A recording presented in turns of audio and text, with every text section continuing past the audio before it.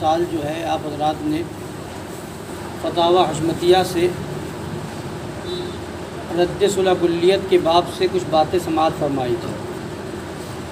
اب جو اس کے آگے ہے وہ بھی بیان کر دیا جائے تاکہ صلح کلیت کے مکر سے، صلح کلیت کے فریب سے اور ان کے دھوکوں سے بچ سکے، اور اللہ تعالی ہم سب کو سچا پکا سنی بنائے. تو پچھلے مرتبہ آپ نے سنا تھا کہ صلح کلیوں میں کئی طرح کے لوگ ہیں اور سب کی بولی الگ الگ ہے.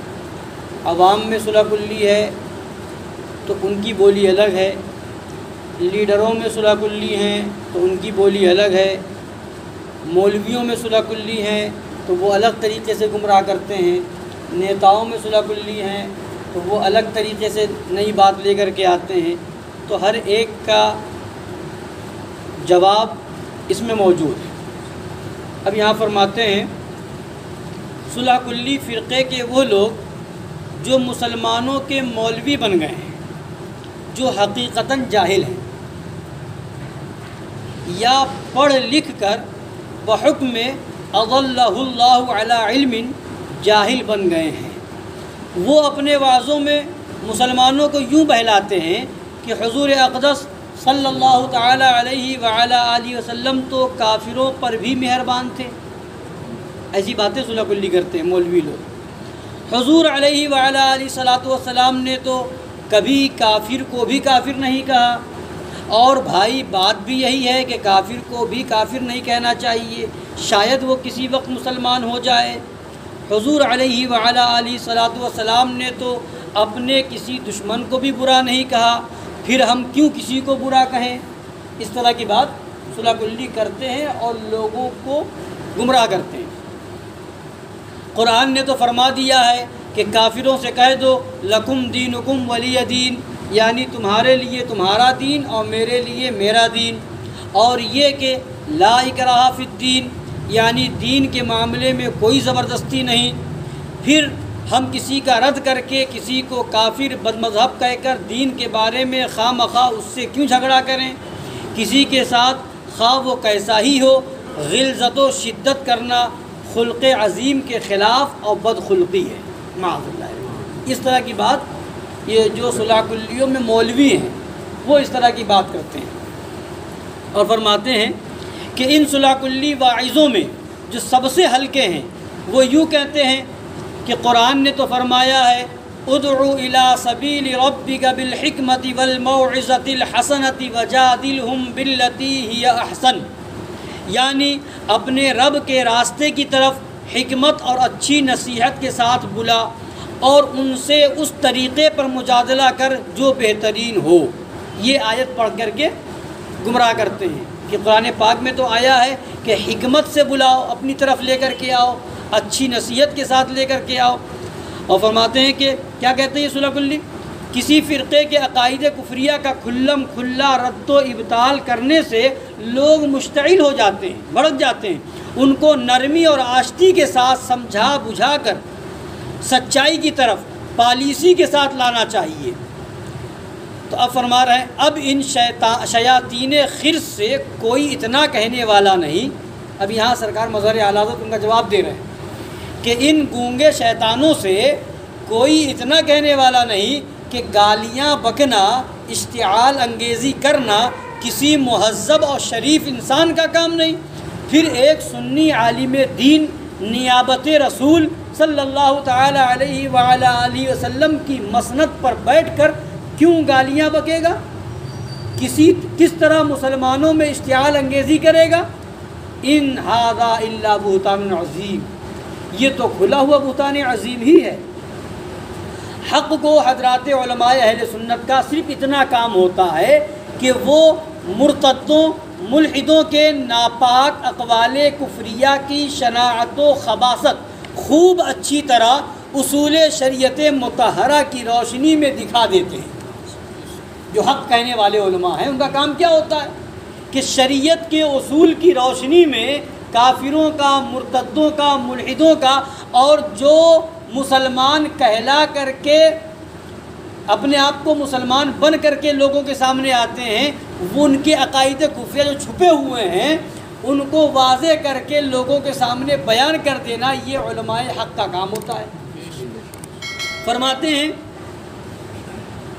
اور ان قائلین پر حکم شرعی صاف صاف سنا دیتے ہیں کہ وہابیوں کا یہ حکم ہے، دیوبندیوں کا یہ حکم ہے، نیچریوں کا یہ حکم ہے، ان کے عقائد ایسے ہیں، رافضیوں کے عقیدے یہ ہیں، ان کا یہ۔ تو علماء حق کا کام یہ ہے کہ ان کے جو کفریہ عقیدے ہیں وہ بتا دیں، اور ان پر شریعت کا جو حکم لاگو ہوتا ہے وہ بتا دیں، اور ہمارے لیے کیا حکم ہے کہ ان سے دور رہیں، ان سے رشتہ ناتا نہ ہو۔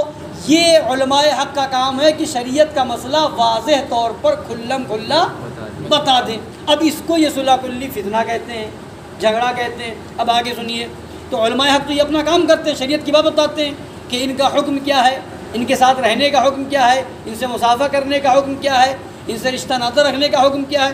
اب آگے فرماتے ہیں اور طبیب کا فرض منصبی ہی یہ ہے، طبیب ڈاکٹر اگر ہے تو اس کا فرض منصبی کیا ہے؟ فرماتے ہیں اس کا فرض منصبی ہی یہ ہے کہ وہ مریض کو اس کا اصل مرض صاف صاف بتا دے۔ ڈاکٹر کا کام یہ ہے، چیک کرے تو بتا دے تمہارا مرض کیا ہے، اور ہو گیا کرونا، اب اس کے بعد کہ کوئی فکر کی ضرورت نہیں ہے، تمہیں کوئی تکلیف نہیں، ذرا سی کھانسی آ رہی ہے، دوا کھاؤ صحیح ہو جاؤ، اس کے مرض کو چھپا لے، تو اب وہ ڈاکٹر صحیح مانا جائے گا؟ جب صحیح وہ علاج مرض بتائے گا نہیں، صحیح دوا دے گا نہیں، پرہیز بتائے گا نہیں، تو اب وہ بیمار اسی بیماری مر جائے۔ کسی کو کینسر ہو جائے، کینسر کی بیماری، اب وہ کہ نہیں، اب وہ سوچے ڈاکٹر کہ میں اس کو بتا دوں گا کینسر کی بیماری ہے، یہ برا مان جائے گا، تو اب جو ہے اس کو نہ بتایا جائے اور اس کو چھپا لے اور کہے تو ہلکی سی تمہاری طبیعت خراب ہے، یہ دوا گولی کھا لو صحیح ہو جاؤ گے، تو گولی صحیح ہو جائے گا؟ تو وہ ڈاکٹر اس کے حق میں بھلائی کرنے والا ہوا کہ نقصان پہنچانے والا ہوا؟ تو ڈاکٹر کا کام کیا ہے؟ جو مرض ہے وہ بتا دے، یہ بیماری ہے تمہاری، اس کا علاج کرا لو۔ اب اس سے نہ ہو پائے تو بڑے ڈاکٹر سے بات بھیج دے۔ فرماتے ہیں طبیب کا فرض منصبی ہی یہ ہے کہ وہ مریض کو اس کا اصل مرض صاف صاف بتا دے تاکہ وہ اپنے مرض کے علاج کی طرف پورے طور پر متوجہ ہو جائے۔ بدقسمتی اس بیمار کی جو اپنے شفیق و مہربان معالج کی تشخیص و تجویز کا شکریہ ادا کرنے کے بدلے الٹا اس پر مشتعل ہو جائے۔ تو وہ اگر وہ مریض ایسا ہے کہ اس کو بیماری بتا دے تو وہ الٹا ڈاکٹر پہ بھڑک جائے تو اس کی بدقسمتی ہے اس بیمار کی، اس مریض کی۔ تو اب وہ صحیح تھوڑی ہوگا، وہ اور بیمار پڑے گا اور اسی بیماری میں مر جائے گا، اس کا علاج نہیں ہو پائے گا۔ اسی طریقے سے جو علماء حق ہیں وہ حقیقت میں طبیب روحانی ہیں، وہ حکیم روحانی ہیں۔ تو ان کا کام، ڈاکٹروں کا کام یہ ہے کہ جسم کی بیماری بتائے گا، اور علماء کا کام یہ ہے کہ تمہاری روح کی بیماری بتائے گا، عقیدے کی بیماری بتائے گا۔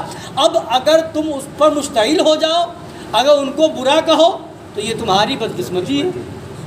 فرماتے ہیں عوام اہل سنت اگر بد مذہبوں، لا مذہبوں، بد دینوں، بے دینوں کی صحبتوں میں بیٹھیں گے، ان کے جلسوں میں شریک ہوں گے، ان کی تقریریں سنیں گے، تو اگر معاذ اللہ ان کے ضلالات کو قبول کر لیں گے تو خود بھی بد مذہب یا مرتد ہو جائیں گے،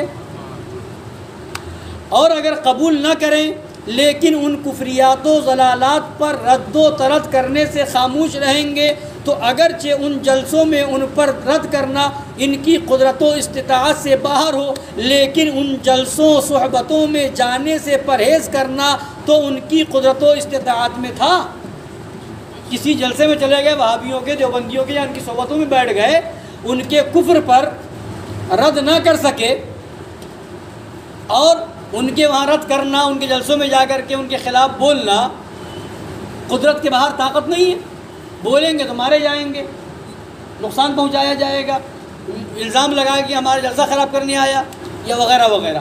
تو وہ وہاں جو قدرت نہیں ہے تو وہاں سے بچنا تو قدرت میں ہے، وہاں نہ جائے یہ تو ہماری قدرت ہے، یہ ہماری طاقت ہے، تو ہم کیوں جائیں ویسی جگہ پر؟ تو فرماتے ہیں پرہیز کرنا تو ان کی قدرت و استطاعت میں تھا، لہٰذا بحکم حدیث ملعون بنیں گے، بحکم قرآن عظیم انکم اذا مثلہم، قیامت کے دن انہی کے ساتھ ایک ہی رسی میں بندھیں گے۔ اور اگر ان کے جلسوں میں ان کے عقائد و کفر و ضلال پر، ان کے عقائد کفر و ضلال پر رد و ترد کریں گے تو ان کو اشتعال ہوگا، لڑائی جھگڑے کے واقعے، مار پیٹ، گالی گلوچ، گرفتاری، سزا یابی، جرمانے کے حادثے رونما ہوں گے۔ تو دین و ایمان کی حفاظت، امن و امان کی سلامت، آخرت کی نجات، فتنہ و فساد کا انسداد اسی میں منحصر کہ بحکم حدیث کریم و قرآن عظیم مسلمانان اہل سنت تمام بد مذہبوں، بد دینوں، لا مذہبوں، بے دینوں سے قطعاً علیحدہ اور بیزار و نفور رہیں۔ اسی میں بھلائی ہے، سب سے الگ رہیں، ان سے بیزار رہیں، ان کی صحبت و محبت سے بالکلیہ پرہیز رکھیں۔ واللہ هو الموفق، اللہ تعالیٰ توفیق دینے والا ہے۔ پھر انشاءاللہ تعالیٰ اس کے آگے اور جواب کل